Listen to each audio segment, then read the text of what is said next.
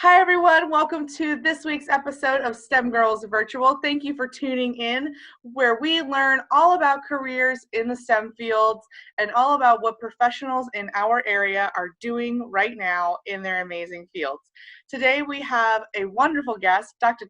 Tara Smith, and she is going to tell us all about what she is doing in her career, as well as what she's doing to help with the current state of things right now, which is very, very exciting for us to get a little bit of inside information. So hi, Dr. Smith. Thank you so much for joining us today.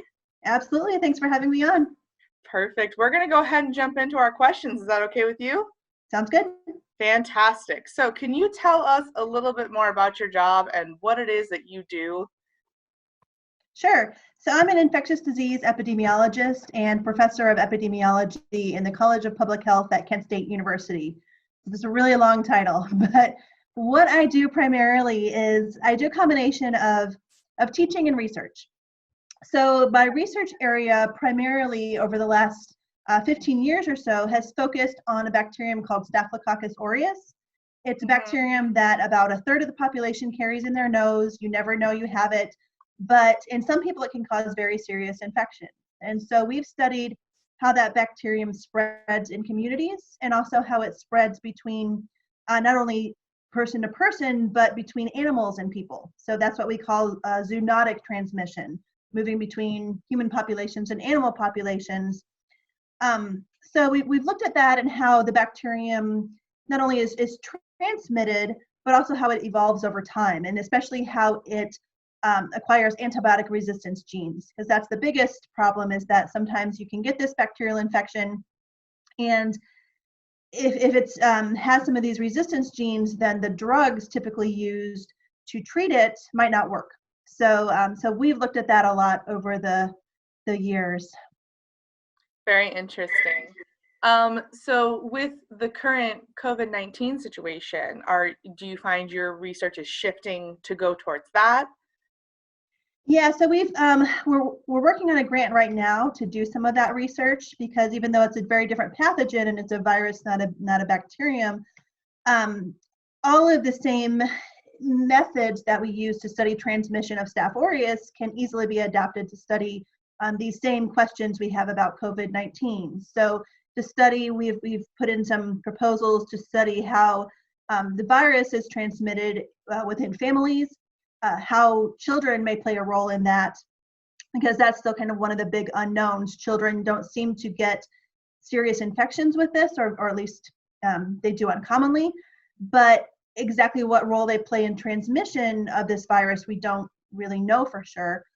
So we're proposing to look at that, and then to look at additional risk factors for having those serious infections with this. So we are gearing up to hopefully do some of that work in my lab over the coming months. Very interesting. Our next question is, can you please tell us what sparked your interest in the field that you work in? And did you always want to work in this field, or was it something that you found yourself growing into? Mm-hmm. Yeah, I didn't know about this field when I was a kid, and I don't think many people know about really what epidemiology is. Maybe they'll learn from this pandemic.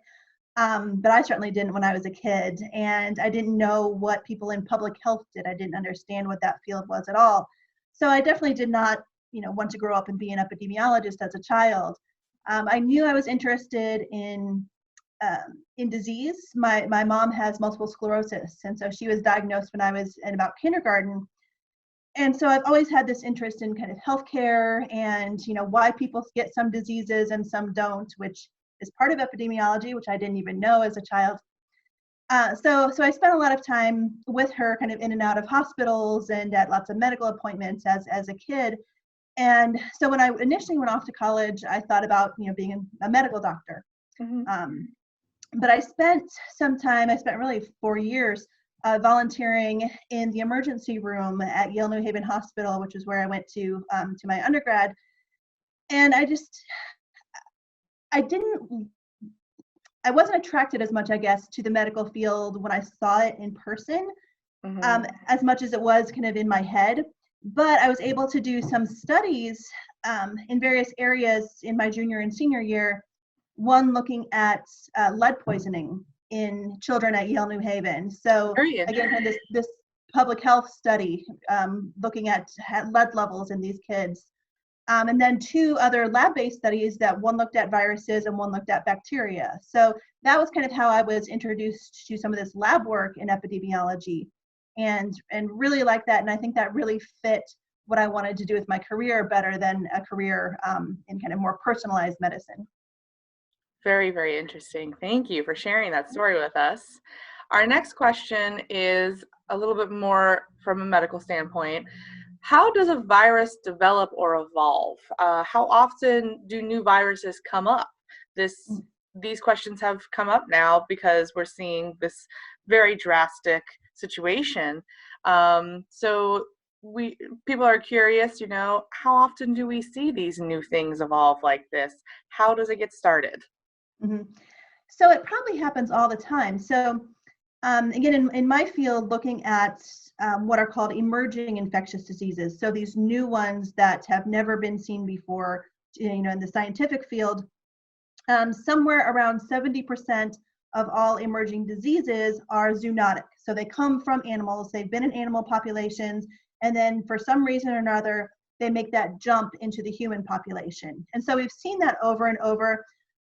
Some of them jump repeatedly, and so we know about them, we know to expect them. These are some of like the bacteria that I work on, bacteria that cause like food poisoning. So Salmonella, E. coli, Campylobacter, those are organisms that mainly come from our food animals, from cows and chickens and pigs, right.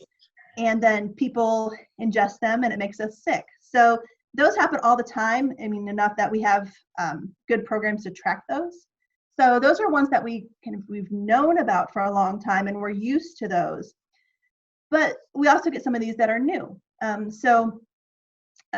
We are just wrapping up, hopefully, an outbreak of Ebola in the Democratic Republic of Congo, and every Ebola outbreak has been sparked by a zoonotic transfer of that virus from some kind of animal species, sometimes a bat, sometimes a primate, a non-human primate species, into the human population, and then it spreads person to person to person until we're able to extinguish it. Right. Others like influenza. So the 2009 influenza pandemic also came from a pig. So from pigs to humans, and then we had human to human to human transmission, kind of like we're seeing right now with coronavirus. And so previously we had also coronavirus crossovers from animals to people that led to the SARS outbreak in 2003, and MERS, another type of coronavirus that went from a bat to camels to people, that we still see some of those cases that pop up occasionally. So these type of what we call spillovers happen really frequently, but what is relatively rare is that they're able to efficiently move from human to human to human to human. So we've had, since the since the late 1990s, we've been watching avian influenza species. So types of flu that come from birds and occasionally infect people. So we've seen lots of these kind of crossovers. So people getting infected with avian influenza from birds, but it's stopped with those people, and it hasn't become transmissible person to person to person. So we see a lot of those, and certainly a lot of these other spillovers probably go undetected because they don't cause those big outbreaks. So we think these types of things are happening all the time, but what is pretty rare is the ability of those pathogens to spread amongst people. So that's kind of the usually the limiting factor, but something that obviously this current coronavirus is obviously very capable of doing. Yes, that's very interesting, and that gives a lot more insight to how this is working, and thank you, we appreciate that. Mm-hmm. Our next question is, what is one of the most interesting or the most cool experiences you've had in your career? Something that you would have never gotten to do if you weren't in the career you're in. Mm-hmm. For me, I mean, the things that I like most about this are being able to travel. So, and do work globally. So we have projects that we've been able to do in Mongolia, and I've been able to go over there and visit Ulaanbaatar and visit some of the areas outside of the city. And, meet people from all over the world. I've had 2 students come to work in my lab on a short-term basis from different areas of Nigeria, that they did sampling of animals and people in Nigeria for Staph aureus, and did the molecular analyses in my lab. So tried to figure out what their genomes look like in my lab. So we got to host them for a while, and we've done studies in Romania and Nepal and other areas. So that's something I never thought about as a kid growing up in rural Ohio, that I would have collaborators in Nepal, halfway around the world or anything like that. So for me, that's been my favorite part of this job, is being able to have those connections and go to those places to be able to study infections. Very cool. Very interesting. Anything is possible. You can go anywhere in the world. You just Absolutely. have to go for it. Mm-hmm. Okay, our next question is, what is a challenge you faced in your journey in this career, and how did you overcome that challenge? Yeah. So science, which I didn't realize going into this, I guess I was a little naive. Science is about a lot of rejection. So as I mentioned, I'm putting together, a grant to study COVID-19, and we put together a lot of grants that just don't get funded. People just don't think, for whatever reason, they're important enough, or don't think I'm the right person to do them, or don't think we have the right team assembled, or whatever reason. They just didn't like it. So we hear no a lot. And even when we get the grants funded and we get to do a project and we put together a paper to tell people everything we did, and we submit it to a journal, sometimes that journal doesn't want the paper either. So it's learning to live with that rejection, and to understand it's part of the job, and not to take it personally, and not to let it completely crush you sometimes. But just understand that everyone is trying to do the best science that they can, and that is just part of it. Is just sometimes you will be told no. So that's been the most difficult part, I think, to adapt to, and the part that I wasn't quite ready for, I think, when I started out this journey. Yeah, that's a good thing to know. It's a good thing to be able to learn how to handle rejection. It's going to happen in life, and it's a good skill to have, because it should never stop you from still pursuing what you want to do, pursuing your dreams, and going for it. Absolutely. All right. Absolutely. Our next question is, are there reasons why a person who's exposed to this coronavirus may be more resistant to it than another person? I know we hear a lot of talk about these risk factors, and how that plays into it. Is there a reason that maybe there's 2 people that don't have any risk factors, but one reacts to it more than another? Mm-hmm. And we're trying to figure that out right now. And there's so many variables that we'll be looking at. So some that have already come out of this, obviously, are age. That's people who are older, especially over the age of 60, 70, and especially into the 80s, are just more likely to have very serious disease. And that's probably due to a couple factors. I mean, one being that as you age, your immune system just doesn't work as well. So we see that with basically every infection, that it just doesn't work as well. You're more susceptible to getting serious infections as you get older. Another seems to be male gender, which we're trying to figure out. And we thought, and part of this may still be that, especially in China, when they saw that men were getting more serious disease, one reason they thought that may be is because men have much higher rates of smoking in China. So when you're talking about a respiratory disease, something that affects your lungs, if your lungs are already damaged by smoking, then a virus may be able to take hold better there and cause more serious infection. But a recent study came out that showed even in some of those children and infants that are getting this infection, it still is more common in boys than in girls. And obviously, an infant isn't going to be smoking. So there's something, that seems to be associated with gender, besides some of those other risk factors that may be also appearing with that. So we're trying to work that out, and we're not sure yet. Dosage also seems to potentially be a factor. So we've seen a lot of healthcare workers get sick who are usually, youngish, and usually pretty healthy. So why are they getting, seriously ill in some cases when they're in a group that seems to be mostly protected from serious COVID-19 infections? And we think part of that may be just because they're working with infected patients, even when they're using protective gear, it's not perfect. So, and then there may be some patients that they're working with that haven't had identified infections yet. So maybe they're not using protective gear or something. So we think it may be that they're exposed to really high loads of this virus.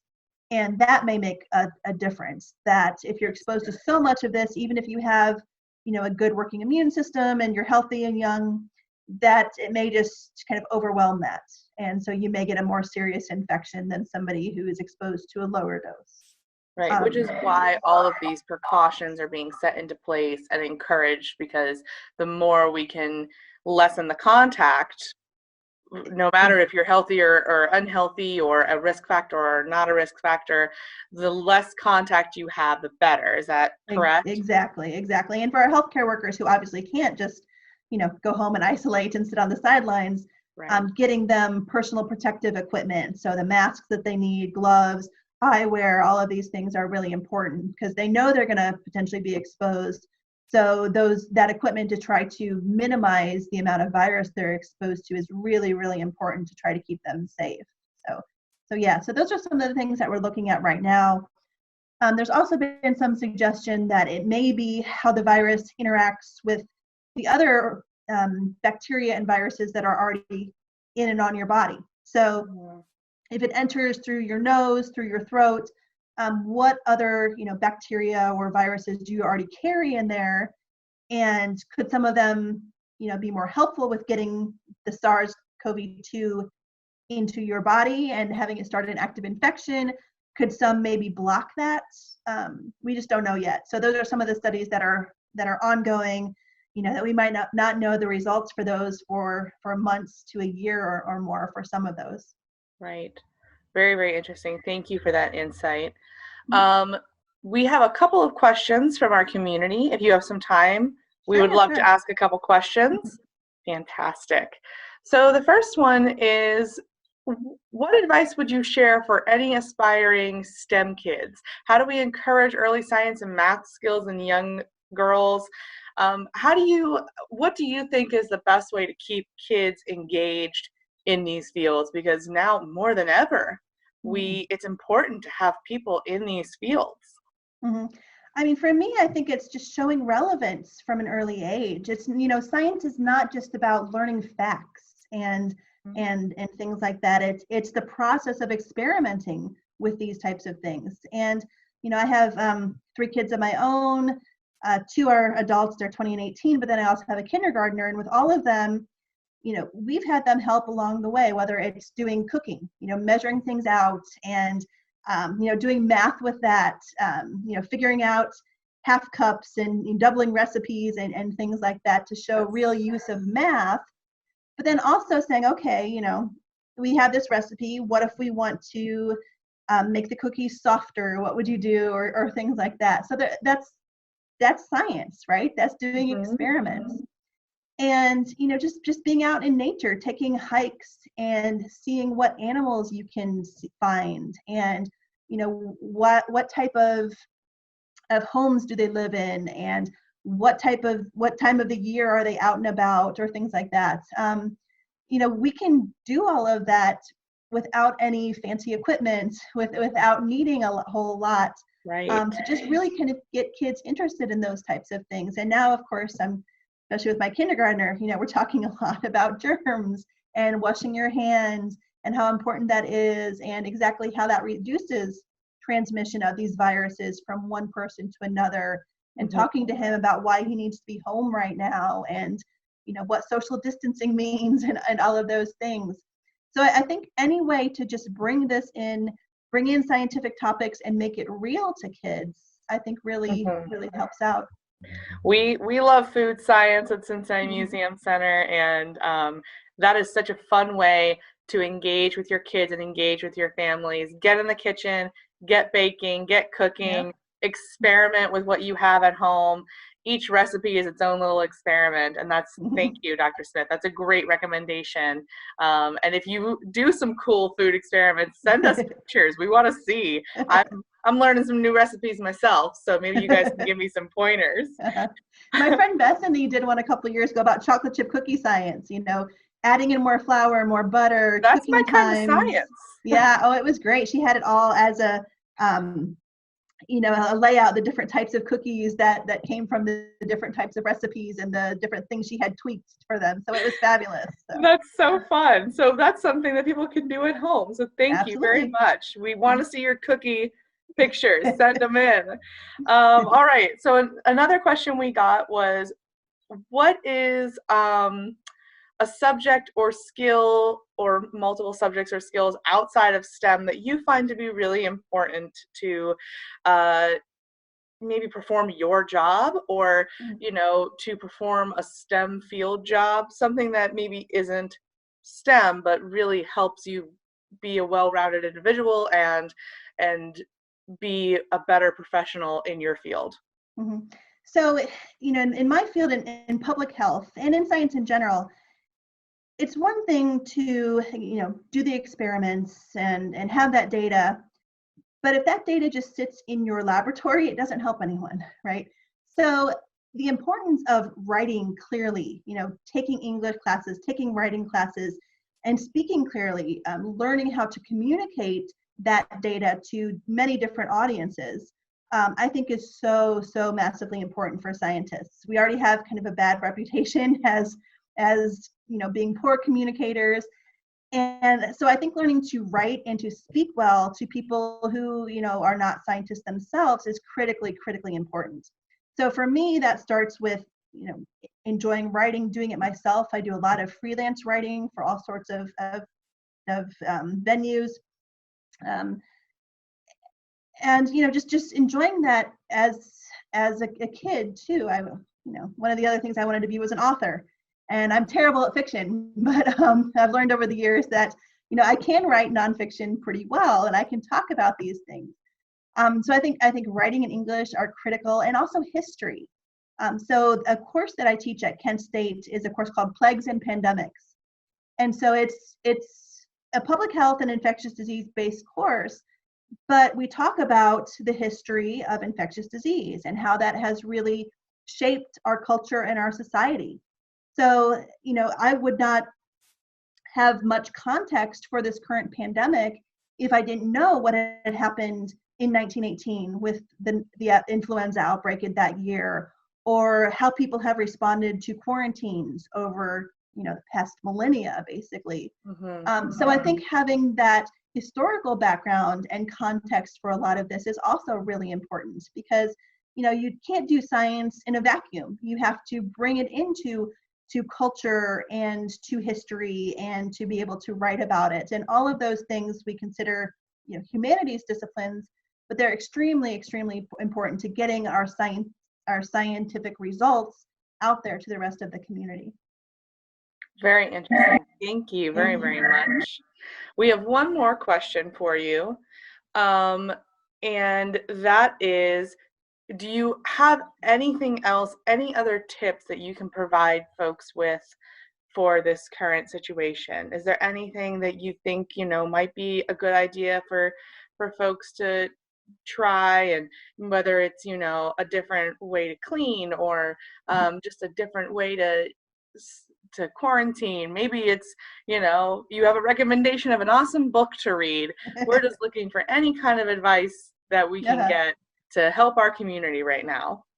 What has helped me so much in this is that we've set aside some family time every night that we didn't have really before this. And we have a lot of performers that are doing concerts online. So whether they're formal, or it's just, I have a friend who is a music professor at another college, and he puts on, just does a couple songs every night. We watch some of my favorite performers, Glenn Phillips and Josh Ritter, who have both done concerts, usually around 8 or 9 o'clock at night. And so we sit around and listen to them and play some Uno with my kindergartner. And that has really helped, I think. It's this sense that we're all in this together, and everyone is kind of hurting right now. Everyone is having a tough time.